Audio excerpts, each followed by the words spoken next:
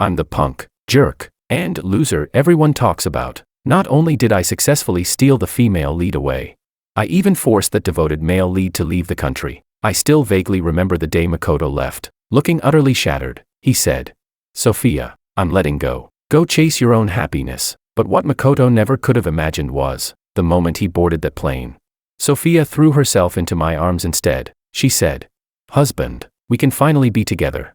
I thought once the male lead was gone, I could finally rest easy, but I never expected that 3 years after our engagement, the male lead came back, and that very night, my fiancée, the female lead, never came home. So I sent a message to the contact saved as 36D Peach Ass, my place, come over. Chapter 1. 3 seconds later, the reply popped up. "How many times has it been already? George, you always call me whenever you get drunk. I'm your ex-girlfriend, not your emotional punching bag."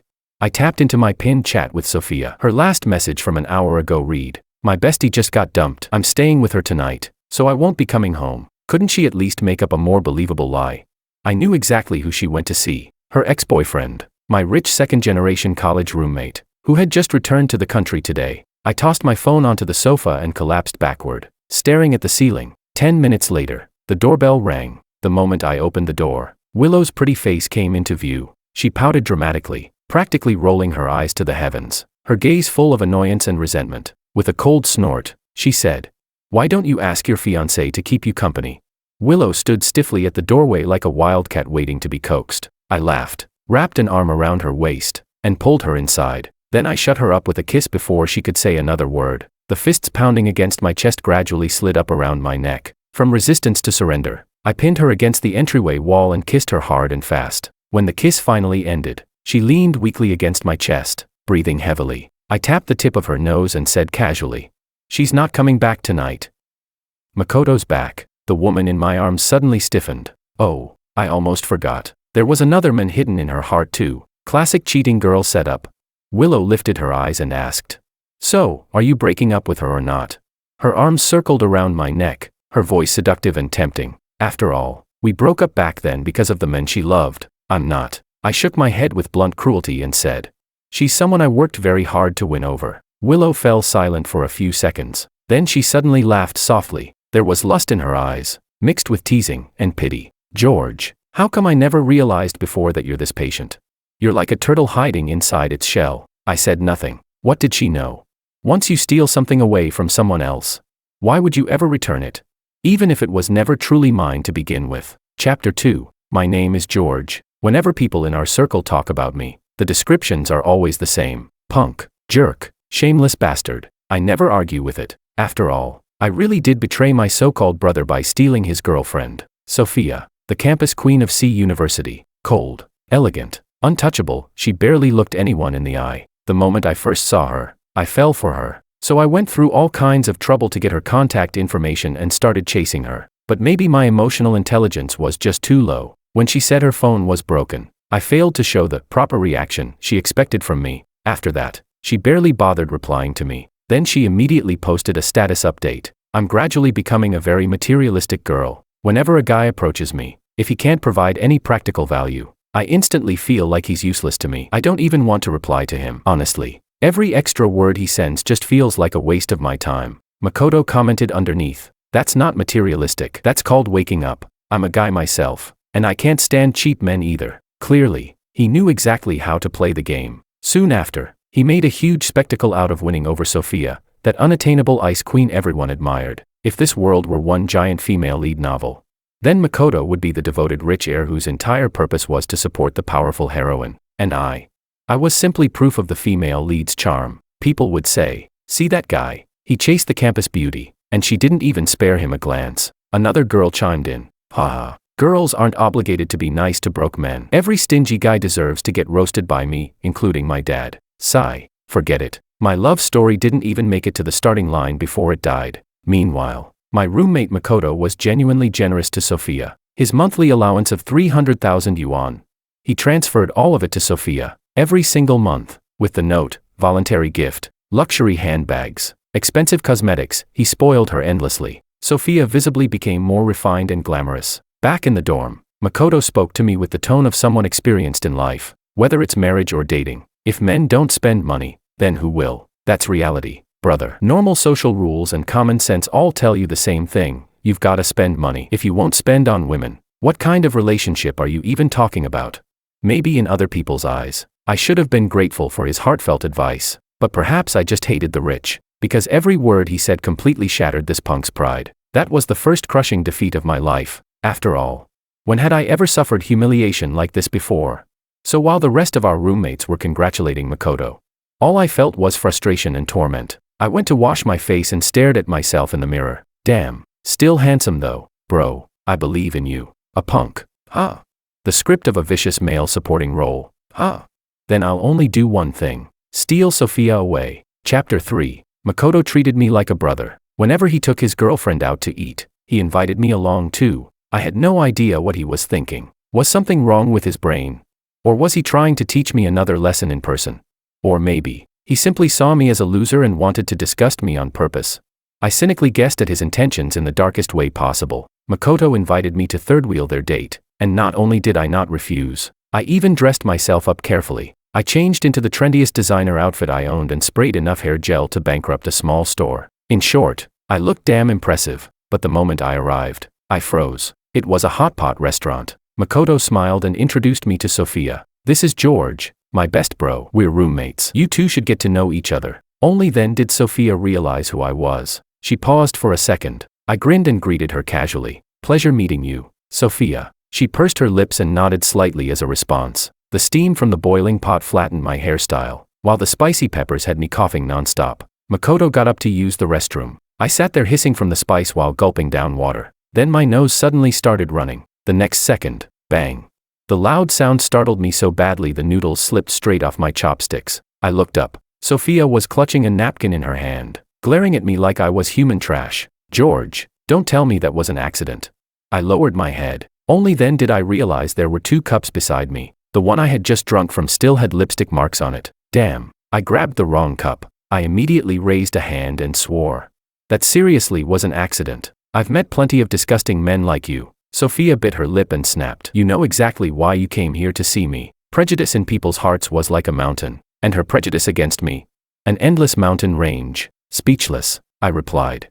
There you go, getting worked up again. I kept eating as I spoke. There's enough meat on this table to keep me busy already. Who has time to obsess over you? She choked on her words for a second. Her gaze swept quickly over me before landing on the cup I'd returned. Then she snorted softly. Who doesn't know you? You're the one who cares about face the least. Can't help it. I wiped my mouth and said as if it were only natural. When chasing a goddess, you have to learn not to care about face. Besides, what's the use of caring about face? You won't kiss me anyway. I raised my eyebrows at her without the slightest sense of shame. Her face visibly turned red, probably from anger. The next second, crash. A glass shattered onto the floor. I'm your friend's girlfriend. Are you insane? She bit her lip and forced the words out one by one. You're disgusting. What shattered wasn't just the glass. It was also my heart, and my sense of shame, because the way she looked at me, disgusted, furious, yet completely helpless, felt way too satisfying. I shrugged. You're right. I can be even more disgusting. I rubbed my nose, wiped my mouth, stood up, and grabbed the back of her head, pulling her forward. Then I kissed her. 1 second. 2 seconds. Her eyes widened in horror as she shoved me away, scrubbing her lips so hard it looked like she wanted to tear the skin off. Get away from me.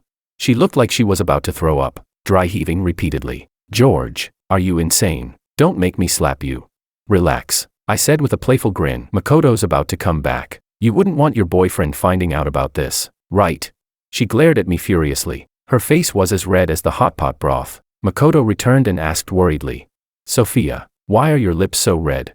Sophia immediately grabbed him and stormed out without another word. I sat back down and slowly finished the rest of the food by myself. After that day, Sophia went from ignoring me to utterly despising me. If we ran into each other in the hallway, she would take a detour. If there was a student council meeting and I showed up, she simply wouldn't come. The next time we crossed paths, she finally couldn't hold it in anymore. I never thought you'd be this shameless, I replied.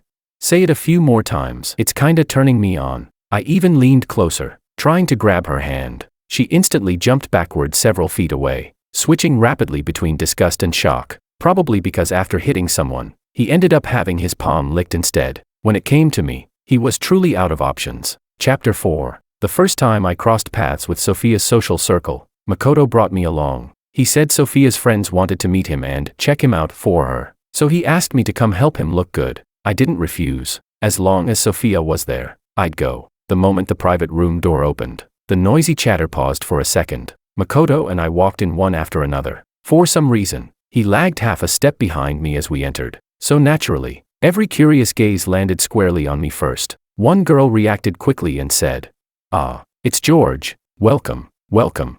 We finally get to meet you in person."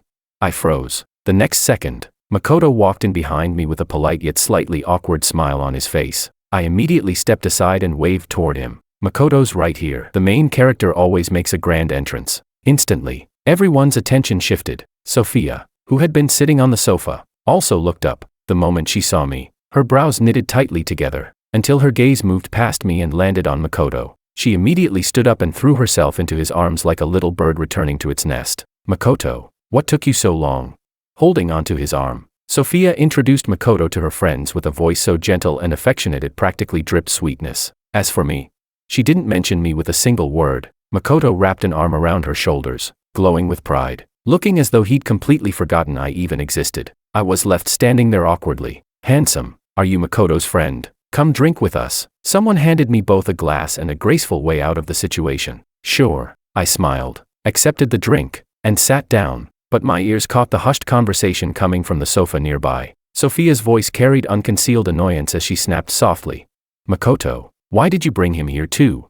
Makoto laughed. "My little bro still doesn't have a girlfriend. I figured your friends are all pretty cute, so maybe I could help introduce him to someone."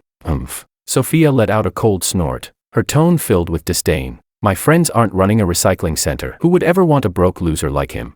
When she said that, the corners of Makoto's lips subtly curled upward. Then Sophia's tone softened into a spoiled, coquettish whine. Holding onto Makoto's arm, she pouted and said, "Makoto, can't you stop hanging out with George? He seriously isn't a good person. The way he looks at me is always weird. Even just now." But Makoto defended me immediately. "Hey, my bro's not that kind of guy." Sophia didn't continue. She pressed her lips together, then suddenly lifted her head as though sensing something. I had been staring shamelessly at the two of them, listening in with great interest, and just like that, our eyes met. There was no panic from being caught. Instead, I calmly raised my glass and openly arched an eyebrow at her in provocation. She looked away in disgust. I withdrew my gaze and took a sip of alcohol. I never bothered hiding how rotten I was. Chapter 5. The group started playing Kings. At first, since everyone wasn't that familiar with each other yet, the game stayed relatively tame, until the girl sitting beside me suddenly screamed, "Ah, I got King."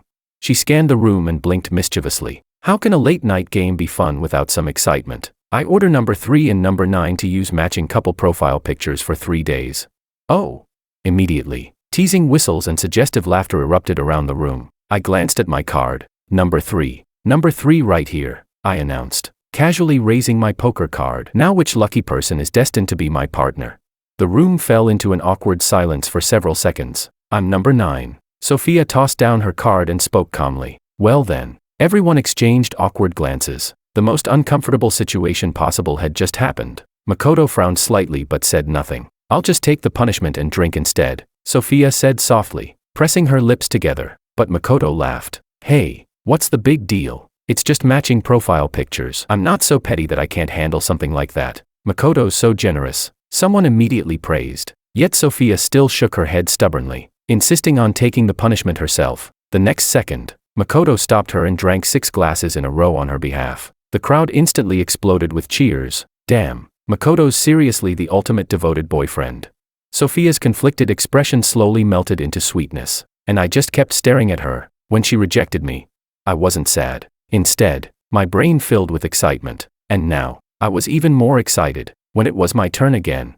Someone announced, "Number 7 and number 10, say which part of the other person is the sexiest." "I'm number 7. A sultry female voice rang out. I looked toward the source of the sound. In the corner of the sofa sat a stunning beauty with a gorgeous figure. I had noticed her long ago. Her looks were no less striking than Sophia's, but her aura was completely different. Like a panther that had just woken up, lazy, seductive, and dangerous all at once. Willow Lu. Only later did I learn she was the wealthy heiress of the Lu family, so I let my gaze drift slowly over her before smiling. This beautiful lady, there's not a single part of her that isn't sexy. She froze for a moment, then she stared directly into my eyes. After thinking for a few seconds, she finally said, His eyes, probably. Her eyes were faintly red. The atmosphere in the room subtly quieted. I understood instantly. There was a grave in her heart, where someone she could never forget was buried. And through my eyes, she had seen another man. Our gazes locked. I sighed dramatically and said in a regretful tone, "TSK, a beautiful woman stared at me for that long. I almost thought you'd fallen for me." She snapped back to reality. Her eyes refocused on my face, now carrying a completely different emotion. Chapter 6. I stepped outside the private room to get some air. A girl with heavy makeup, probably not even 20 yet, suddenly walked up to me and said, "Hey handsome, buy me a drink. Let's call it getting to know each other." I was speechless. Wasn't that way too forward? She wanted me to pay for a drink, yet somehow acted like she was doing me a favor. I replied, "No money. Buy it yourself if you want one." She rolled her eyes dramatically, her tone full of contempt. "It's only a few dozen bucks and you can't even spare that. You're seriously cheap." I frowned, then nodded thoughtfully. "You're right. I'm way too stingy. Definitely not as generous as someone like you, who can't even afford a few dozen bucks without asking somebody else to pay." She let out a cold laugh. Hilarious. A grown man pinching pennies over pocket change. "One of my bags costs over 10 grand. Bet your whole world would collapse if you had to buy one." I laughed too, then I slowly looked her up and down before sneering. "Honestly, with looks like yours, forget a few dozen bucks. If you touched even one slice of fruit in my VIP room platter, I'd probably call the police." Her face twisted in rage. She immediately raised her hand to slap me, but before her hand could land, I grabbed her wrist midair. My tone turned cold. "Try hitting me again. I'm not the type to tolerate it." At that moment, a sultry voice sounded behind me. "George, what are you doing over here?" Willow had appeared behind me without me noticing. The girl immediately found a new target to vent at. She yanked her hand free and stepped back. "Girl, this cheap loser is your boyfriend. He's a disgusting broke simp. I've seriously never met a man with less class in my life. I'm telling you, he was even trying to hit a woman just now. Your taste in men is terrible. You're this pretty. So why are you digging through trash cans looking for guys?"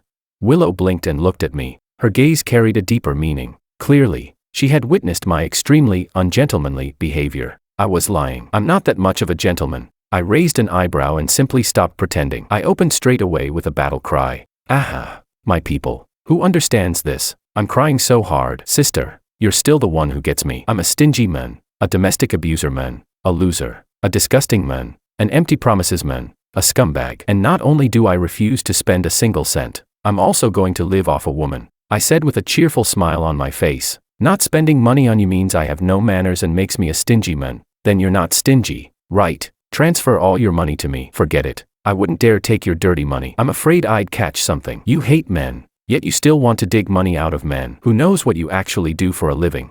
Sigh. "Who told you to be so ugly? If your picture were posted on a website, it would have to go in the freak show section." The girl's brain visibly froze. Even Willow paused for a second. Then the girl finally processed what I'd said. Shrieking curses, she rushed toward me with her hand raised again. "You bastard! Who the hell are you calling ugly?" But the next second, bang! I kicked her straight to the floor. She immediately pointed at me and shouted at Willow. "Did you see that? This scumbag actually hits women." But I instantly stepped in front of Willow protectively. "Heh, that sly long-haired man actually disguised himself as a woman. Too bad I saw right through you. Willow, don't be afraid. I'm here. He won't hurt you." The girl went completely speechless. Willow finally burst out laughing. "George, you're not even pretending anymore, are you?" Then she made a phone call. Less than 2 minutes later, someone arrived and dragged the girl away. The hallway returned to silence. Willow looked at me. There was curiosity in her eyes, interest, and something else. Then she said, "Want to add each other on WeChat?" Chapter 7. George, you useless piece of trash. Why do you think I worked so hard to put you through school and get you into such a good university? And you still haven't even managed to get close to the Jiang family. If I had a son as worthless as you, I'd jump off a building already. The moment I answered the phone, my mother started screaming insults from the other end. I replied immediately. "Then go jump." I counterattacked without hesitation. "If you're so capable, then how come you got kicked out by the Jiang family's legal wife back then and ended up marrying my honest stepfather?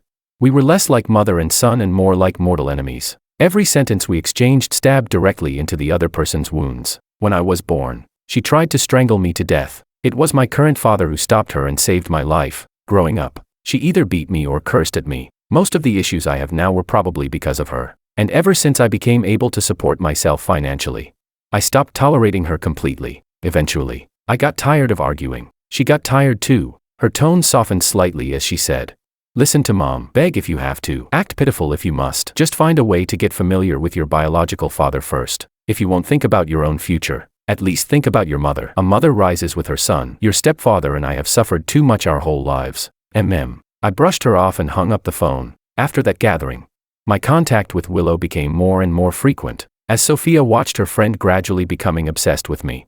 She frowned and warned her, "Someone like George, he's probably just playing around." Willow pressed her lips together lightly. "I know he's a playboy. I know he falls for every pretty girl he sees." Sophia stayed silent for a few seconds before asking, "Then why are you still?" Willow let out a soft laugh. "I'm just playing around too, you know that. Sophia, the only person in my heart is Martin. If it's not him, then dating anyone is basically the same. So I might as well date someone interesting, someone who can make me happy." Sophia's face filled with disgust. "Whatever, just make sure he stops bothering me and Makoto. As a punk."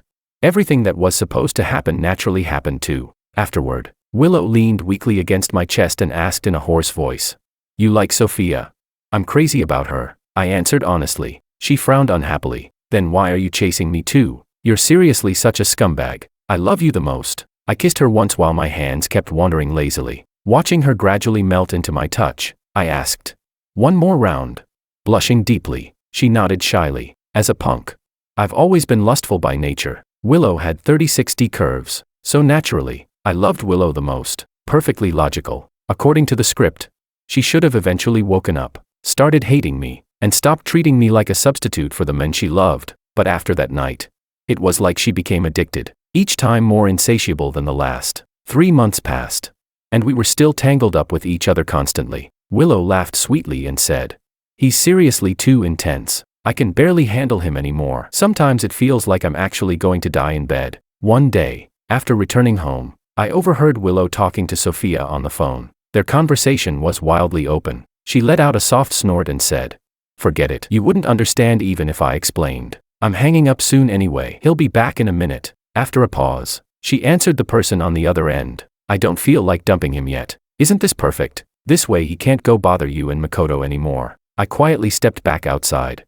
then deliberately reopened the door and walked in again. Starting in my sophomore year, I began acting in low-budget web dramas. I always played vicious villains. When I asked the director how I should act, the director simply told me to tone it down a little. Willow had dug up every terrible drama I'd ever filmed. Every Friday night, she treated them like a weekly comedy show, roasting my acting non-stop while watching. On the screen, I was playing an overbearing CEO, slapping people left and right. Even my expression while slapping people carried 30% cold indifference, 30% mocking amusement, and 40% casual arrogance. Willow laughed so hard she collapsed into the sofa, her shoulders shaking uncontrollably. I asked, "Is it really that funny?"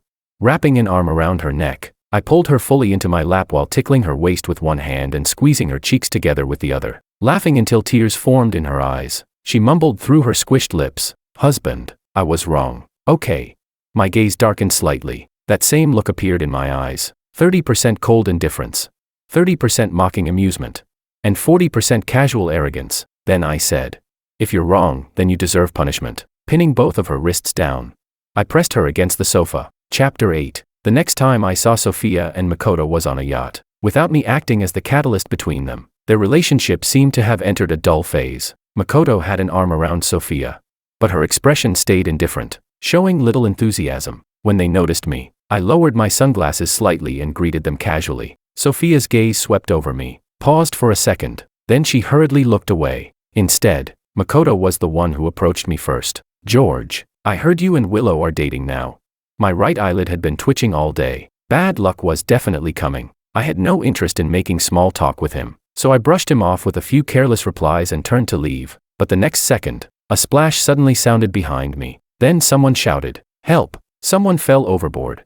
I turned around. Makoto was already thrashing around in the sea. A safety crew member jumped down and pulled him back up. Standing there drenched and disheveled, Makoto pointed at me with a look of heartbreak and outrage. "George, I treated you like my brother. Why would you try to hurt me?" Sophia looked at me in complete shock. What the hell? I was stunned. What kind of ridiculous plot was this? Such a childish setup. Such an embarrassingly fake frame-up. Who the hell openly tries to murder someone in broad daylight over a woman? And wasn't he supposed to be the male lead? Why was he stealing the evil male supporting role's script from me? Before I could react, Sophia suddenly walked up to me and glared furiously. I frowned in confusion. What are you? Slap. The next second, her palm struck my face hard. The sound echoed sharply. She shouted, "George, you shameless bastard." I exploded immediately. I fucking didn't push him. Whoever did it can lose 10 centimeters off their dick. Not far away. Makoto visibly flinched. Chapter 9. But Sophia completely ignored my explanation. She raised her right hand and tried to slap me again. This time, I reacted fast enough and grabbed her wrist immediately, but she refused to let it go, lifting her left hand to hit me again. Like hell I was going to tolerate that. Grinding my teeth, I snapped. "You done yet?" The next second, I lifted her straight off the ground and carried her toward the edge of the yacht. Sophia couldn't swim. The moment she realized I might throw her into the ocean, she instantly stopped struggling and clung to me like an octopus. "George," Makoto shouted furiously, "you bastard. Let her go right now." Sophia was wearing a bikini, and I wasn't wearing a shirt. With our skin pressed tightly together during the struggle, there was inevitably more physical contact than necessary. Suddenly, Sophia let out a shaky, uneven breath. "What the hell is all this noise? People can't even sleep." Willow walked out from the cabin, still barefaced and half asleep. The moment I saw her, I immediately let go of Sophia and hurried over to Willow. From the corner of my eye, I caught Sophia stumbling slightly. Momentarily stunned, I instantly switched into victim mode. "I'm innocent, babe. You know me, I'm naturally peace-loving. Other than when I'm taking my clothes off. When have I ever done something this violent? Aren't they obviously bullying an honest man here?" After hearing what happened, Willow spoke firmly. "Sophia, George may have terrible character, but his acting is terrible too. There's no way he's pretending right now." Then she actually started citing evidence. "When George acts, his face is always stiff as a board. If he'd really done it, his performance wouldn't be this convincing." What the hell? Insult me all you want, but why attack my acting skills too? Makoto narrowed his eyes and said slowly, "Whether his acting is bad or not isn't the point. I can't swim. Why would I put myself in mortal danger?" "You son of a bitch." I exploded instantly. "I said I didn't push you, so I didn't push you. If I actually wanted to kill you, I've got plenty of ways to do it." Makoto sneered. "See, everyone heard that. He's threatening me, threatening you." I laughed too. Then the next second, I charged at him like a cannonball and slammed straight into him. Both of us plunged into the sea. In the freezing water, I pinned Makoto down hard and forced him to swallow several mouthfuls of painfully salty seawater. This time, Makoto genuinely panicked. He struggled desperately. Only when he was about to run out of strength did I finally let go. Then I watched him swim back to shore himself, pale and shaken, pointing at him. I laughed. "Oh, so you can swim after all." Willow handed me a towel, both annoyed and amused. "Wow, George, couldn't you just treat it like you got bitten by a dog and leave it at that? Did you really have to go that hard?" I wiped my head messily and cursed. "Fuck that. Not only am I going to bite back, I'm going to bite twice." Makoto walked toward Sophia and opened his arms, trying to pull her naturally into his embrace, but Sophia silently stepped away from him. He froze for a moment before forcing an awkward smile. The night at the seaside villa was quiet. Willow clung tightly to me. Neither of us ever bothered keeping our voices down during moments like this. The rougher the waves outside became, the louder her moans grew, and every time that happened, I became wildly excited like I was high on drugs. The wooden walls had terrible soundproofing. Just one wall away, Sophia couldn't sleep. She had always told Makoto she was traditional. She wanted to save herself for their wedding night, so they had always slept in separate rooms. The ambiguous sounds drifting through the walls felt like someone breathing directly beside her ear. Was doing that kind of thing really that pleasurable? She shut her eyes tightly, forcing herself to empty her thoughts. But the human brain loved rebellion. The more you tried not to think about something, the clearer it became. The feeling of our bodies pressed together earlier that day, my wandering hands, the thrill born from fear, and Willow's words, "He's seriously too intense." Sometimes it feels like I'm actually going to die in bed. Sophia bit down hard on her lower lip and irritably rolled over. She kept telling herself this was only a normal physical reaction. Absolutely not, because hearing our voices had turned her on. Chapter 10. Willow invited me to a banquet, but the moment we arrived, she got dragged away by her girlfriends and disappeared in the blink of an eye. I stood in the corner holding a glass of champagne, bored out of my mind as I watched the elegantly dressed crowd mingling around me. Then I spotted two familiar faces. Sophia and Makoto were here too. Even though they had entered together, the atmosphere between them felt strangely off. Makoto stayed by Sophia's side the entire time, fetching drinks for her, bringing her desserts, constantly wearing a flattering smile on his face. But from beginning to end, Sophia remained cold and indifferent. as though even sparing him an extra glance annoyed her. The whole scene looked exactly like a dog desperately wagging its tail yet never managing to earn its owner's affection. Honestly, sometimes I genuinely couldn't understand it. Makoto was a rich heir. Why was he always so humble in front of Sophia? As I passed by the balcony, I heard arguing inside. I only caught part of it. Makoto complained. Why not? You're obviously my girlfriend. Why do you always keep avoiding it? I've spent so much money on you. But Sophia interrupted him sharply. I told you from the very beginning that it wasn't happening. So because you spent money on me, I have to agree. Makoto, what kind of person do you think I am? Do you think you're suffering some kind of loss here? If you think you lost out, then I can pay you back. Do you seriously think you're the only one investing emotionally in this relationship? Her voice choked slightly with emotion. Makoto instantly lost all momentum. He even looked guilty as his tone softened. Sophia, that's not what I meant. Footsteps approached. Before I could avoid them, Sophia walked out from the balcony and ran straight into me. Her eyes were red. As she passed me, she paused slightly. Makoto hurried out right after her, panic written all over his face. The moment he saw me, he stopped and stared viciously. George, you must feel pretty smug right now. Huh? I seriously don't understand it. Why do women always get fooled by useless scumbags like you? Meanwhile, people like me, who genuinely want a serious relationship, end up with nothing. Grinding his teeth, he said, sometimes I really should learn from trash like you. Maybe I'd be happier if I stopped caring about shame too. I couldn't even be bothered arguing with him. All right, enough. Rolling my eyes, I said impatiently, you and I already hate each other, so stop yapping at me. Keep annoying me and I'll slap the hell out of you. I deliberately raised my hand threateningly. Makoto visibly flinched before gritting his teeth and leaving. The lounge door nearby was locked. Seriously, who had such terrible manners? I knocked loudly. Hey, who's in there? I still left my stuff inside. The door opened. The next second, someone suddenly grabbed me and yanked me inside. It was Sophia. Her cheeks were flushed bright red. Her breathing was uneven and hurried, sweat covering her forehead. Something was obviously wrong with her. I raised an eyebrow. Well, isn't this Sophia, the famous campus goddess? What's with that expression? Out of pure instinct, I pulled out my phone and snapped several pictures immediately. Click, click, click. Multiple close-up angles. Sophia sluggishly tried to cover her face. Don't do that. No ulterior motive. I only took the photos to avoid getting falsely accused later. Still, seeing her like this, my dirty thoughts immediately surfaced. No, wait, my kindness surfaced. So I asked, are you thirsty? Chapter 11. I handed her half a bottle of water and even thoughtfully twisted the cap open for her. She took it and drank a few mouthfuls. Then she froze. Looking at me, she asked, why is it so hot? What did you put in the water? I blinked. What did I put in it? Then realization suddenly hit me. Oh, an aphrodisiac. I shrugged. Wasn't me. It was probably already in there. I had simply grabbed the bottle casually from a nearby table. Sophia stared at the familiar bottle in her hand. This was exactly what she had drunk earlier before her body started feeling strange. She collapsed weakly onto the floor, her eyes reddening. Why, you're so shameless, I replied calmly.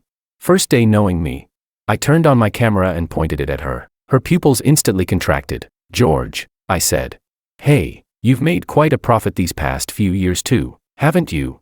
Give me 10 million and I'll help you. I opened with a ridiculous price immediately. Biting her lip, she said. Is money really all you care about? I sighed dramatically before firing her own words back at her. You know, I'm gradually becoming a very materialistic man. Whenever a girl approaches me, if she can't provide me with any practical value, I instantly feel like she's useless to me and don't even want to talk to her. Sophia, if you can't even come up with 10 million, aren't you being kinda stingy? She bit her lip silently, clearly unable to respond. I crouched down in front of her and asked curiously, you really don't want to do anything with me? Something felt off. In novels, shouldn't people lose all rationality after being drugged? How was she still managing to stay this restrained? Sophia remained silent, so I asked, then should I leave? Her trembling voice immediately sounded out, then hurry up and get lost. I turned around cleanly without hesitation. 1 step, 2 steps, wait, a weak voice came from behind me. The corners of my lips had just started to rise when I heard her say hoarsely, call Willow for me. And, don't tell Makoto. I sighed. Fine, I'll help you, but you owe me a favor now. You'll have to repay me someday. Oh, okay. Sophia nodded weakly. Perhaps because of the camera pointed at her, she had no choice but to agree. I sent Willow a message, right before leaving, though. I suddenly remembered something. Slap.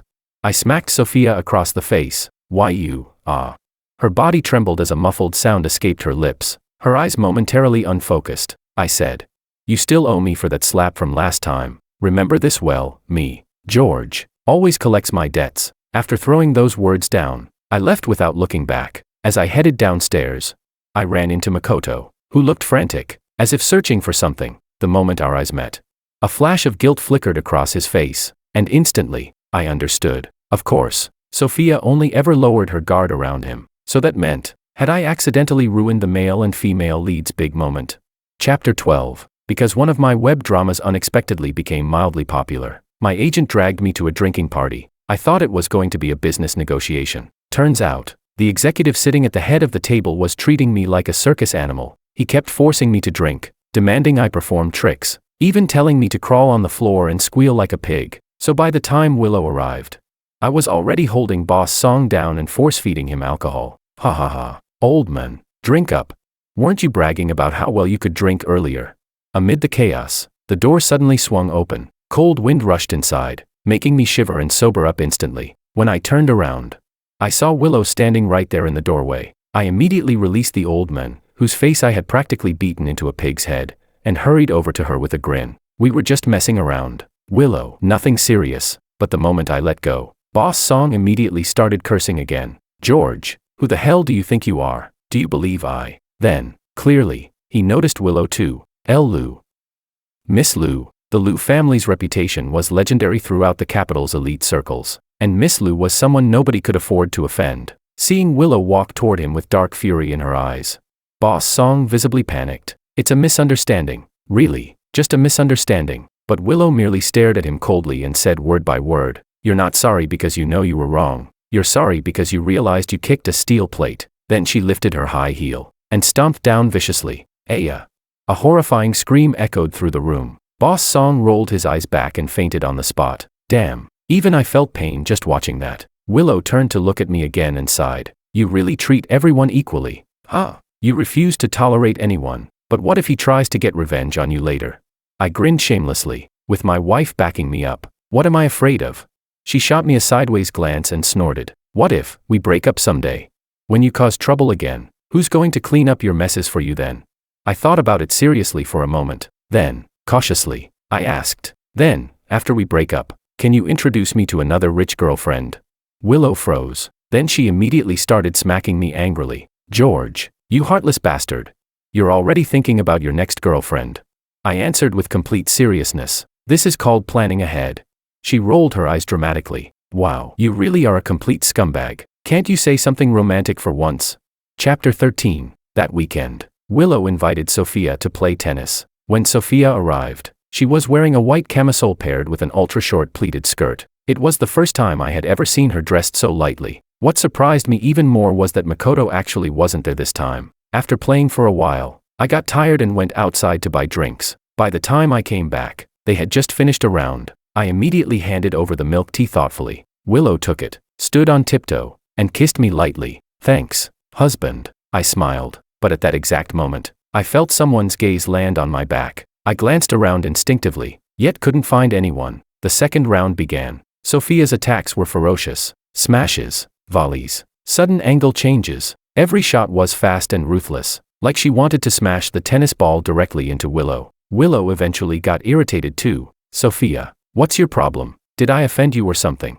The two of them became competitive, both determined to win no matter what. When Willow landed a beautiful backhand return, I immediately praised her. Nice shot. Sophia's hand trembled slightly. The ball flew out of bounds. Willow won the crucial point. I clapped enthusiastically, then caught Willow as she ran toward me, lifting her into my arms and spinning her around with a laugh. From the corner of my eye, I noticed Sophia standing alone by the net. Her expression looked slightly cold. During the break, I went to grab some water. When I turned around, Sophia was suddenly standing behind me. The neckline of her white camisole somehow looked even lower now. Sunlight fell across the side of her face, making her look unreal. Then she asked, "Do you know about Martin?" "Who?"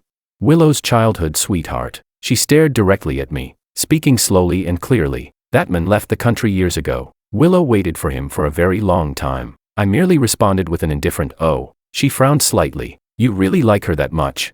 I didn't answer. Then she spoke again. her tone carrying a strange trace of coldness. George, your so-called love really isn't worth much after all. Then she turned and walked away. Chapter 14. A prophecy fulfilled itself. Willow's true love was coming back. She started becoming absent-minded, constantly glued to her phone. Every night, she would sit there spacing out for long periods of time. Silently, I began counting down the days until she left me, but when that day finally arrived, I still felt a little regretful. I had worked so damn hard.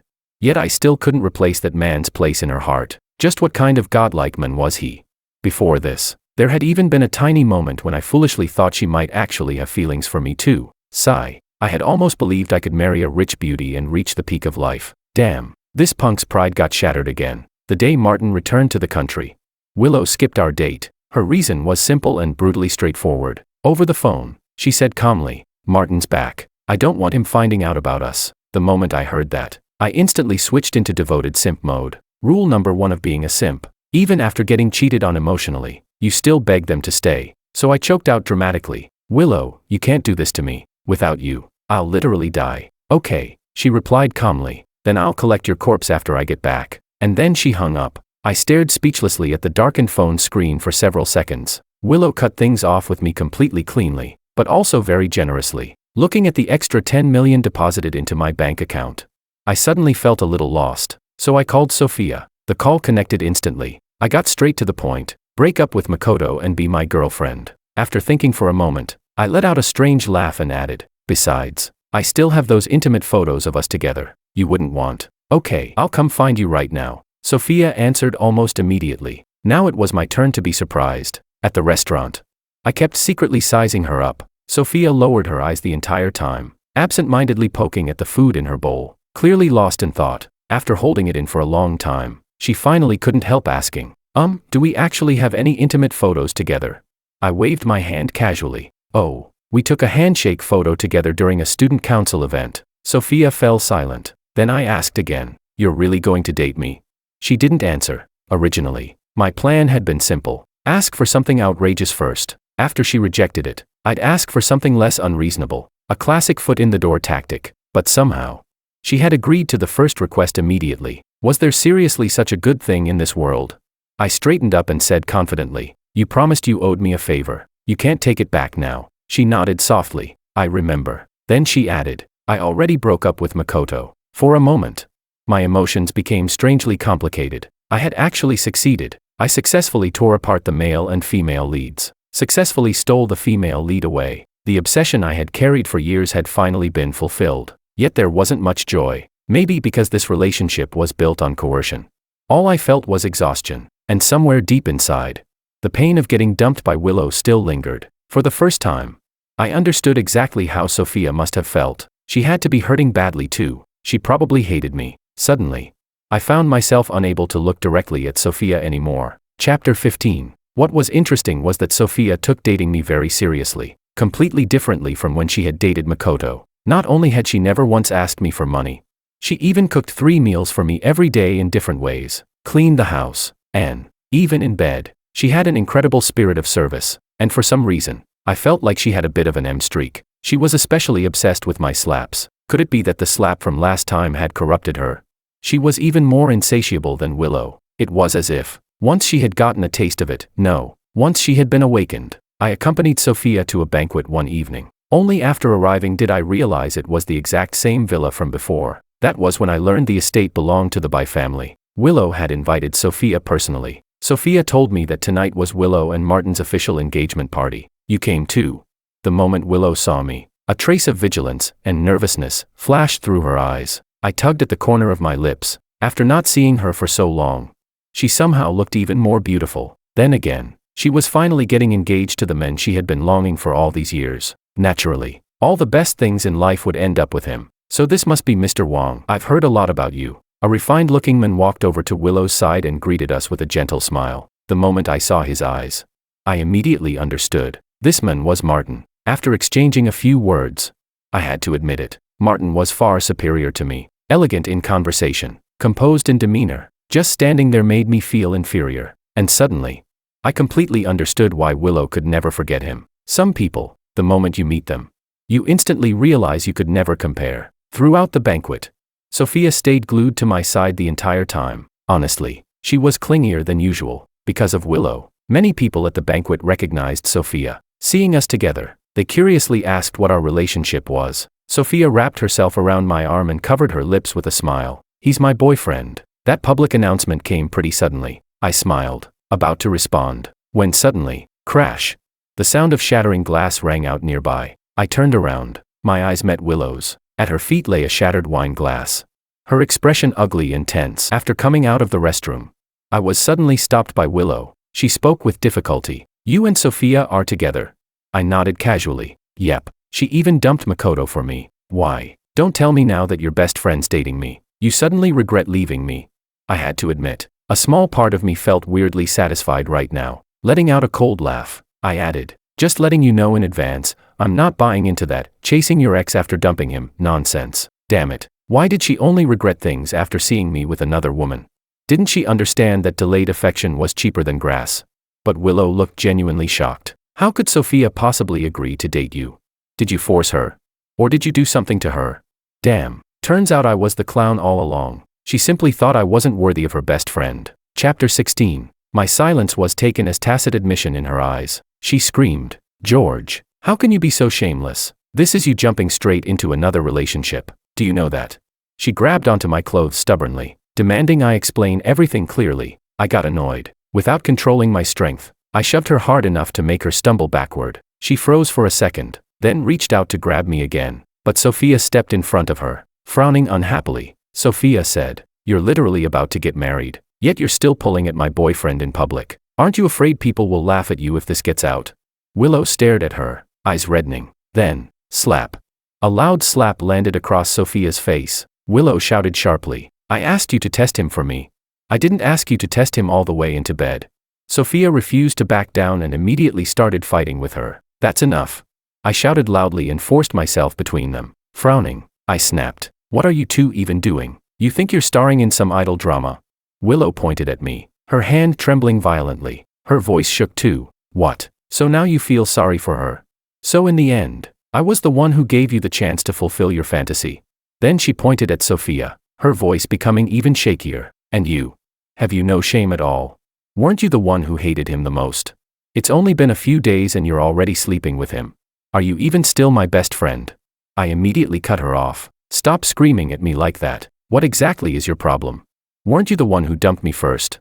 You threw me away like trash, and now you're acting like some crazy woman yelling all over the place. Willow's lips moved slightly, as though she wanted to say something but stopped herself. Willow. Martin's voice sounded from nearby. Willow turned to glance at him, then looked back at me again. Taking a deep breath, she lowered her voice and said, George, I'll explain everything to you. Things aren't what you think. Then, without hesitation, she turned and walked toward Martin. I let out a cold laugh and raised my middle finger at her retreating back before leaving with Sophia. An explanation.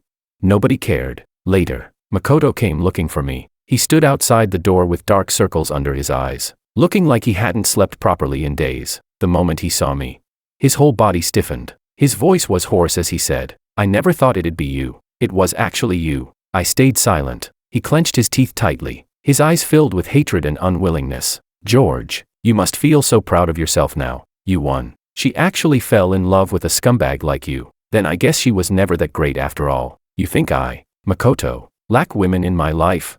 You're just picking up trash I threw away. What a perfect match, bitch and dog together forever. I looked at him and suddenly found the whole thing hilarious. So I said, bro, back then you sure loved acting like some wise mentor teaching me life lessons. So let me return the favor with one piece of advice. Simping only leads to losing everything. And honestly, if you enjoy being a simp, then fine, go ahead. But why did you always have to step on me while doing it?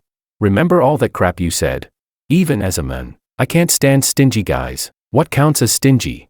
If a girl spends money on me and I refuse to spend money on her, that's stingy. But if she doesn't spend money on me and I don't spend money on her either, that's not called stingy. What exactly were you pretending to be?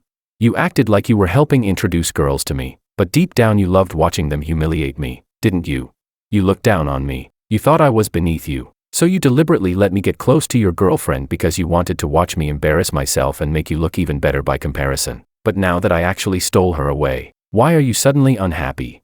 The door opened. Sophia walked out from inside and quietly stood beside me. She looked at Makoto with a calm, cold expression and said, "Makoto, I already told you. I admit that I changed. I fell in love with George. This has nothing to do with him. I'm the one who wronged you." Then she let out a cold laugh and added, "Or what?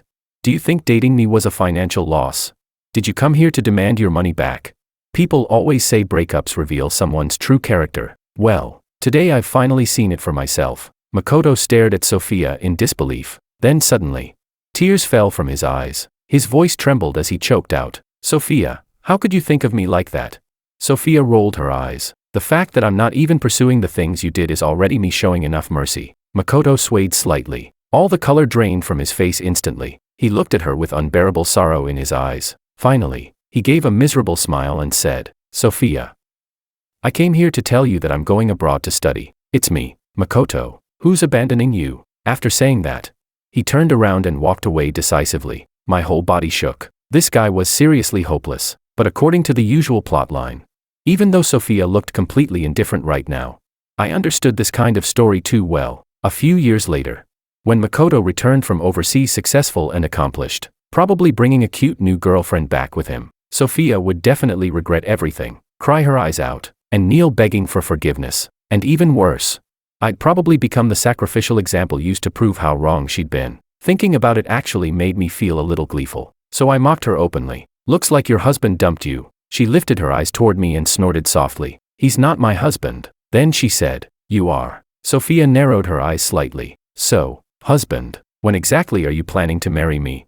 Well, shit. Chapter 17. Sophia and I got engaged. We met each other's parents. As for Willow, the next time I heard news about her, she had already broken off her engagement with Martin, and Martin had left the country once again. At first, Sophia constantly pressured me about marriage. She was desperate to marry me as soon as possible. During the first year, I came up with every excuse possible to avoid it. During the second year, I kept dodging the topic vaguely. By the third year, I cheated. I cheated with Willow. Over the past few years, my short drama career had exploded in popularity. I went from being an actor to becoming one of the investors behind the scenes. Several projects I invested in became massive hits. Outside, people now respectfully addressed me as President Wong. I ran into Willow at a banquet. She had become even more beautiful, more mature too. While chatting with her friends, her gaze kept drifting toward me repeatedly. Finally, I couldn't help asking, "Why do you keep looking at me?"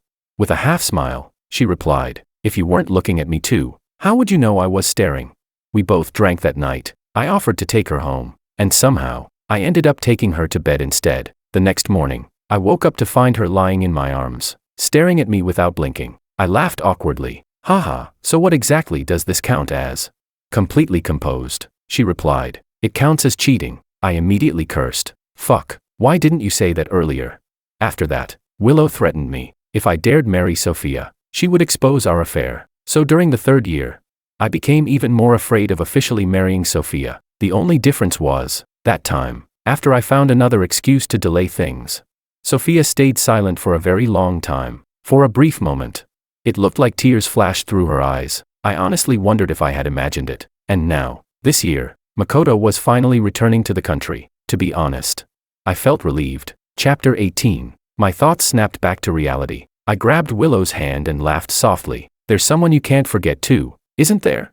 She lifted her eyes to look at me and said word by word, "There isn't any more." Her expression was serious as she confessed honestly to me. "Ever since I got together with you, I realized what I felt for Martin wasn't love. Maybe admiration, maybe affection, mostly obsession. I let it go a long time ago. I never loved him. George, the only person I love is you." She explained everything to me. The Liu family needed a political marriage alliance. They would never agree to let her marry me. As for Martin, she didn't like him before, and she still didn't like him now. She didn't want a business marriage. She wanted to pursue her own dreams. So the two of them had reached an agreement immediately. A fake engagement. Once she became truly independent and could decide her own marriage for herself, she planned to come back for me. I stared at her blankly before saying speechlessly, "Then why the hell didn't you tell me?"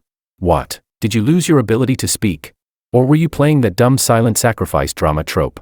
She rolled her eyes. "With your acting skills, telling you would have been no different from telling everyone else directly." Fair enough. Another day of getting roasted for my acting. Rubbing my chin thoughtfully, I asked, "No, seriously, what made you think I'd wait for you? After all, the moment I got dumped, I immediately found myself a new girlfriend. Willow's eyes instantly turned red. A trace of hatred flashed through them. She told me that at the beginning, she had asked Sophia to test me for her while secretly keeping an eye on me too. She had trusted Sophia completely. After all, Sophia constantly told her to break up with me, badmouthed me endlessly, and always acted like she despised me. So Willow assumed I had forced myself onto Sophia because I still refused to give up. She had never imagined her own best friend would betray her. Even less had she imagined that Sophia had already fallen for me long ago. She had personally handed her rival an opportunity. Biting her lip, Willow cursed angrily. That shameless slut. She acted all traditional and innocent, then turned around and seduced you. Letting out a cold snort, Willow continued. George, break up with her. We can go back to how things were before. Did she forget that I was the one who flirted with Sophia first? That still doesn't change the fact that she's fickle. Willow looked utterly disdainful as she ruthlessly trashed her former best friend. A woman like her has no moral boundaries at all. If she cheated once, she'll cheat again sooner or later. I'm different. From beginning to end, you're the only person I've ever loved. Before I could answer, the sound of movement came from the entrance. The door opened. Sophia walked inside wearing the beige coat I had bought for her. Her gaze swept across Willow's face before landing on me. The air froze for 3 full seconds. Wait, why the hell was she home so early? Wasn't she supposed to be meeting her true love? Haha, honey. I looked toward Sophia awkwardly. Didn't you say your friend got dumped and needed you to stay with her tonight? Husband. She walked over and hugged me first. Then she said calmly, yeah. Willow asked me to keep her company and said she wanted to apologize to me. I went there, but she wasn't there. Her voice carried no emotion at all. What about Makoto? I asked. Confusion flashed briefly through Sophia's eyes before she remembered who I meant. What happened to him? I fell silent. She didn't press further. Instead, she calmly hung up her coat and bag. Then she walked directly toward Willow, who had been standing there watching the drama unfold. Without warning, slap. She swung her hand and slapped Willow across the face. He's my fiancé now. Sophia snapped. Stop acting shameless. Willow froze in shock for a second, then slapped her back immediately, eyes reddening as she shouted. He was my husband first. My husband? You shameless bitch. You have no self-respect at all. You were born to steal other people's men. Now hold on. I really didn't like hearing that. That kinda sounded like it was targeting me too. Besides, wasn't she literally trying to do the exact same thing earlier? Come to think of it, none of us were exactly good people. My fiancé and my mistress were fighting like their lives depended on it. When I tried to step in and almost got hit by their splash damage too, the AOE was huge. Chapter 19. Well then, after thinking for a moment, I decided to learn from Makoto and throw out a dramatic line. I don't want either of you anymore.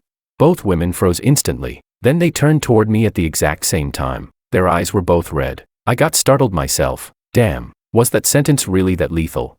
Alright, hold on. I rubbed my forehead, genuinely confused. Sophia thought I still couldn't let go of Willow. Willow thought I still couldn't let go of Sophia. And I thought Sophia still couldn't let go of Makoto. I burst out laughing. This is ridiculous. What kind of melodramatic soap opera plot is this? Sophia's eyes reddened even further. Choking up slightly, she said, you were the one who flirted with me first. You have to take responsibility for me. Husband, don't abandon me. Willow complained tearfully. We were literally just one step away. Just one step. And then this shameless woman stole my place. Even now, she still couldn't get over Sophia stealing me away from her. He liked me first. He got together with me first. My head started hurting. Finally, I sighed and said, how about this? We all split up completely. Cut ties cleanly. That way nobody owes anyone anything anymore. No. The two of them shouted simultaneously. Then they exchanged a glance, and somehow moved off to the side together, lowering their voices to discuss something. What the hell was happening now? 5 minutes later, they walked back over and sat down across from me. Then they informed me of their final conclusion. One would be the main wife, one would be the side lover, and they would switch roles every 3 years. I stared at them in complete shock. George, you've really made it in life. Being a scumbag at this level, you're basically a role model for the entire profession. But then another problem arose. Who would go first? And naturally, they started arguing again. Leaning back lazily against the sofa, I crossed my legs and said, finished arguing? Both of them instantly fell silent and looked at me. I continued calmly, good. Then listen to me. I raised one finger. First, I don't accept a rotation system. George, do not run relationships using duty schedules. Their expressions immediately changed. Then I raised a second finger. Second, I'm not choosing either one of you. Sophia panicked immediately. Husband, At the exact same time, Willow called out, "George." I raised my hand and cut them both off. Third, I stood up, walked in front of them, and looked down at them from above. "From this moment on, you both belong to me." They froze. I continued word by word. "No titles, no guarantees, no promises. Any objections?" "No objections." The two of them answered one after the other. "Very good." I nodded with satisfaction. "You trashed my house. Clean it up. Whoever performs better tonight gets to stay over." After saying that, I turned around and walked back toward the bedroom. But before long, the sound of them arguing outside started again, bickering endlessly over tiny little things. Forget it. I closed my eyes and ignored them. As the one benefiting the most from all of this, it was probably best for me to stay silent.